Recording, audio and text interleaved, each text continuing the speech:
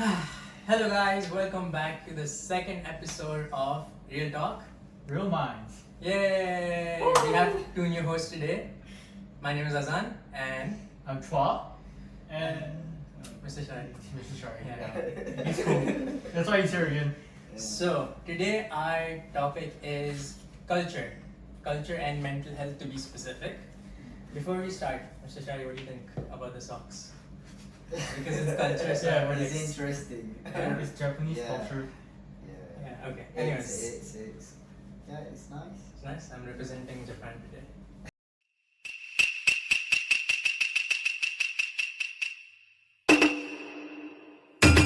Yeah.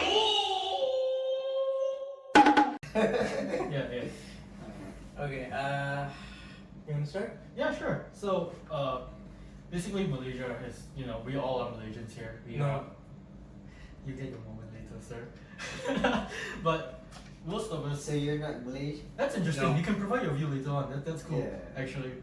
But I think it'll be similar in some ways to our own culture, but I don't want to exclude you also. Mm. But so the main three cultures in Malaysia: Indian, Chinese, and Malay. And then we can have, what's your culture? If you have a specific, Indian. is it? It's not the same, right? I'm an international student. You flexing being international. Yeah. And so so the traditional culture in Malaysia is quite extensive lah. If we all learn sejarah, and so it's very interesting to see this because every form of culture they seem to have a thing about spiritual possession when it comes to mental health, right? Yeah. So mostly in research papers they put it as Indians and Malays, but also from my side because I'm Chinese, I also see a few cases that are involving spiritual possessions or ghosts or haunted stuff like I that. see. Yeah. So anything to that, Azza? No? Keep going. Alright. So in your opinion, right, as a professional practitioner, what do you think about these sort of like cases where they come in and they're like, hey, I have a issue with spiritual possession? So when it comes to spiritual possession, we need to rule out it first, whether it's really a spiritual thingy or not. So that in terms of usually these spiritual things, it's linked to religious more than culture, is it? Yeah, that's my perspective. It's more towards religions than culture. Fair. But in Malays community, Mm. usually, yeah, that's the usual understanding when it comes to spiritual possession. So it goes to the religious belief, and they use religious thing to get rid of the spiritual possession. So when culture, I'm not sure other religions, but usually it links to the religions more than culture. Yeah. I can see that actually. So basically most of your clients come in because of religious / culture, or is this like a blurry line? When is it culture? When is it Yeah. culture? Religion? It's two different things.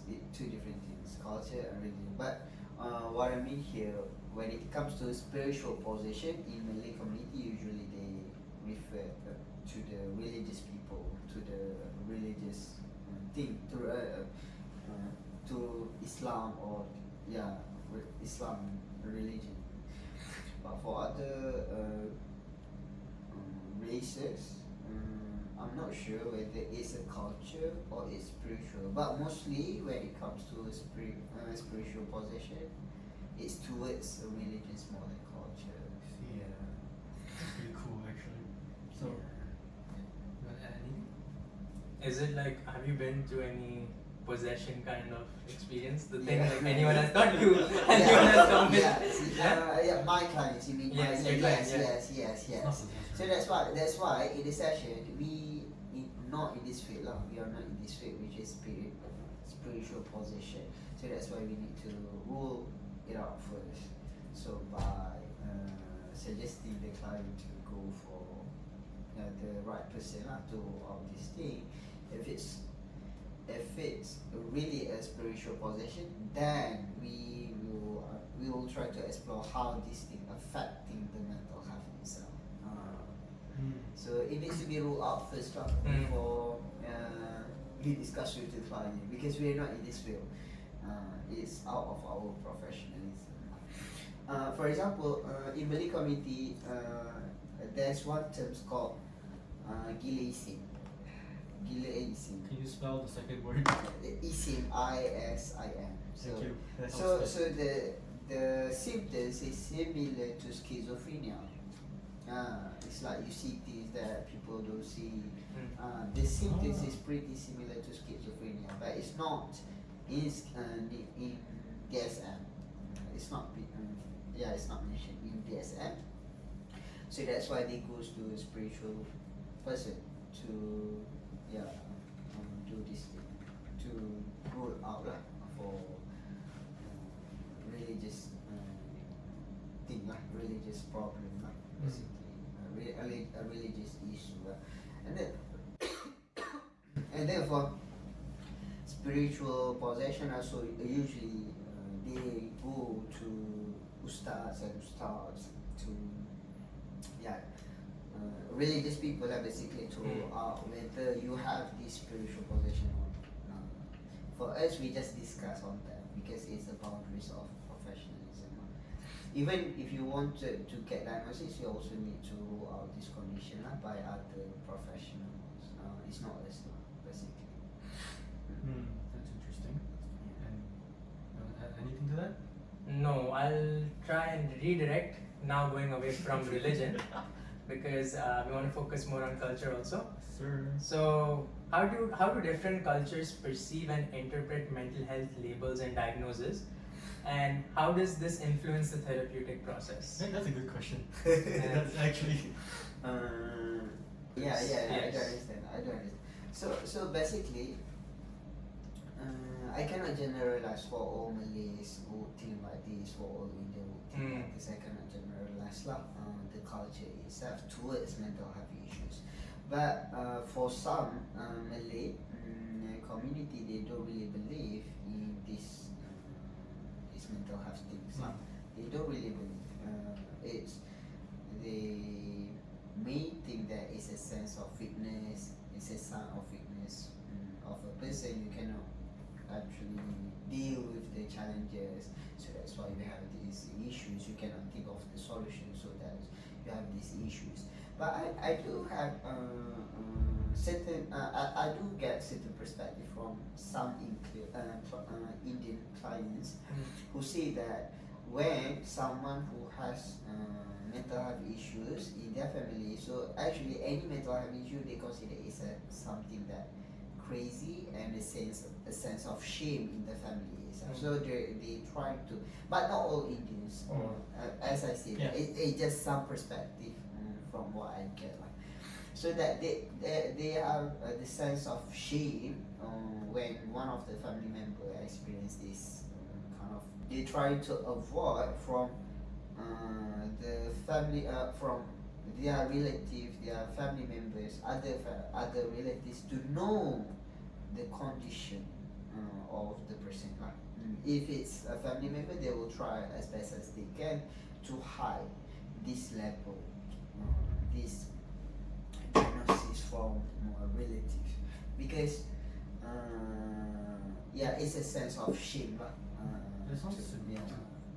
But for China, I'm not sure. But for China, I'm not sure for in terms of how they actually perceive the mental health issues itself. I think for Chinese culture, it's something similar. It's mostly at least in our generation and the older generation, it's mostly a shame thing as well. So like the Indian culture like you mentioned, and they will put it as like some physical thing, like you haven't been eating enough, or you have some sort of illness, some physical illness, not like blame it on the blame it on the phone. the phone, and you haven't drank enough water, stuff like that, right? And it's normal to see it that way, even if there is no sign of physical illness. They don't put the blame on the mental something. Yeah. Some of them are a bit like unaware it can happen. Yeah, one more thing I heard, but I'm not sure. I heard that Chinese people think, for example, depression, all these mental health issues they consider is something. Every mental health issue is crazy things. but I'm not I'm sure. not really I heard a lot lah. I heard a lot Uh-huh. that when you have mental health issues, yeah, it goes to crazy level lah. Mm. It's like the person is crazy, things like that lah. I want to say I feel like that's a common thing. It's shared. You know, some Yeah. people among Mhm. any culture they will just say if they don't have the knowledge or the awareness that mental illness exists, they will just label it as abnormal or crazy. Yeah, I agree. Yeah. But Yeah. more specific to crazy lah. Mhm, It's yeah. like, insane. Crazy. Yeah.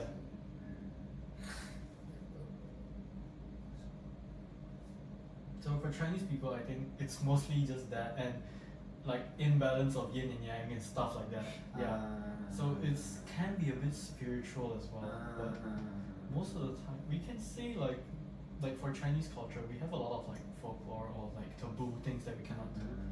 And sometimes, if I'm not mistaken, it can be like you accidentally touch something you're not supposed to.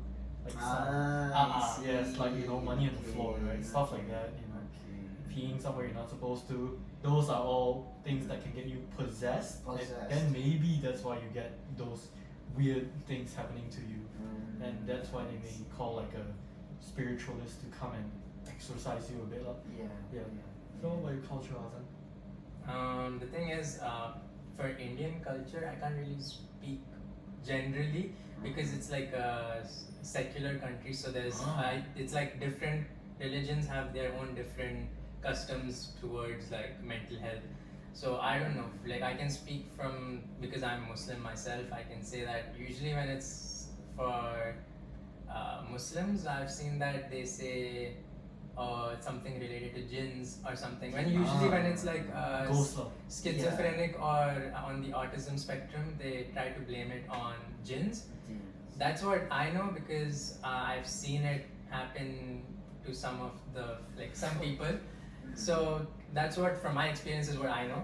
But I feel like it's different. I can't speak generally for India, especially. It's hard to speak because the different cultures practice and think differently towards certain mental health disorders, depending on who's traditional, conservative, who's more modern. So I can't really say.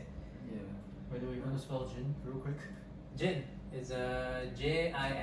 Not JEANS, by the way. The pants. It's jinn. So, how to explain jinn? Not new Is it jinns, different I creatures? It's kind of like ghost lah, basically. Is it? Or like- It's Kind of is. Yeah, it's the creatures like us, human, but live in a different world. Ah. Yeah, it's jinns. So in our culture also in Malay, some of Malay family also have that kind of perspective as well, thinking that this thing might be come from the jinns possession. It's like yeah. jinns in your body and Yeah, they yeah. possess you, things like that lah. So yeah, that's why in our field we need to roll out first because in Malaysia, especially in Malay community, this is quite strong. So that many families think that this thing is possessed by jinn or possessed by spiritual things, or some people believe because of sihir, it's like Magic. magic, is it? It's Black a magic. Black Black magic, magic, yes, yeah. correct. It's black magic also, they believe in it lah. So that if you have these issues, it could be due to the black magic as well. I'm just curious Yeah. now. Have you worked with Bobo or an Ustaz? I haven't worked with Bobo lah. Right, so we talk a lot about cultures, traditional cultures especially, and I would like to say, I would like to ask, as a mental health professional, have you seen a change in the cultures accepting mental health illnesses? Yeah. Has it improved or has it worsened? It's improved a lot lah. It's improved a lot. Especially in an urban area. Yeah, in an urban area, they expose lots of information nowadays. And if you notice that in KL, there are so many centers. Yeah. So that the information is easy to get and also easy to access to lah. So it's improvement homes lah, basically. That's urban area, but for rural area, it's still the same. So it's like a barrier lah to Yeah. mental health in Correct. Because limited access to the services in a rural area, and one of the reason is due to the fee, etc. In urban area, a lot of private centers, right? Private centers, they always give lots of information to the community. Yeah, the government also give, but since we do have a lot of private centers in urban areas, so lots of information being shared by them lah. So that's why the awareness increase. But in the rural area, it's very limited private centers there. So that's why lah. For example, in my area, there's no centers. In my village, there's no psychology centers except government hospital, except that. No private centers there. But for practitioner to develop or to provide these services also difficult in terms of fee, also difficult. Yeah, so that's not basically. So, any questions first? I think this is about, so you know how like some cultures have a lot of emphasis on perfectionism. Yeah, so how do you think that pressure on being perfect has resulted in some sort of mental health issues among the youth right now? It's a good question, by the way, Azan, regarding the perfectionism idea, right? So, in our field, every intervention that we provide to the client is tailored individually, so that we do consider certain culture that has this kind of perspective that has, because for certain culture they think that you should be like this. For example, you should get a lot of money, you should this, you should that, you should be perfect, right? Yeah, so that if you don't meet the expectation, it's like you're a loser. Ultimately they think that you are a loser person. So that to challenge this culture of understanding about to challenge this thing is pretty difficult, because it's a culture. So that how you gonna challenge this culture Mindset? yeah, but even you have your mindset, if it's just you having this kind of mindset, and then when you put yourself in that culture with a lot of people, that so it's it's not strong enough for you. You might get influenced by their words, you might get influenced by their perspective as well. I believe that you guys know about conformity. Yeah, conformity, where our perspective might be influenced by other perspective. When we be in a crowd or in a situation where we the only person who hold this perspective and against others' perspective, right? So that it might influence our so that the intervention usually will be tailored accordingly to the culture as well. So yeah, that's it. That's nice. That's nice. Okay, anyways, so that's all for today's episode of Real Talk, Talk. Real Minds. Yeah, and thank you to Mr. Sha'ari for sharing today. Just a bit of information. Just A bit? of it. Just Yeah, 20 minutes, a bit. 20 minutes Yeah. long information. Anyways, thank you for watching. We'll see you guys next episode. Bye-bye. Bye bye.